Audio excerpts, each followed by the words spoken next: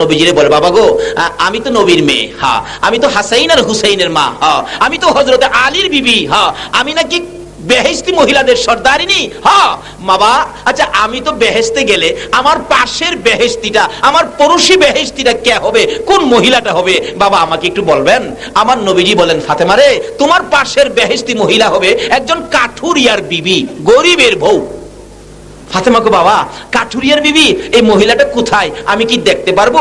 নবীজি ঠিকানা বলে দিলেন, ওই মহিলাটার বাড়ি এদিকে, এইভাবে তুমি গিয়া দেখা করতে পারো।